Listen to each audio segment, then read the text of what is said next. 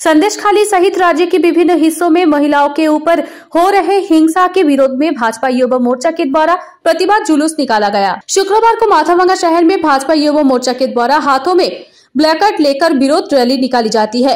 Rally में भाजपा जिला अध्यक्ष सुकुमार राय, माथाभांगा विधानसभा के भाजपा विधायक सुशील बर्मन, शीतलकुची विधानसभा के विधायक बरेन बर्मन, भाजपा युवा मोर्चा के जिला अध्यक्ष कुमार चंदन नारायण अन्य उपस्थित थे।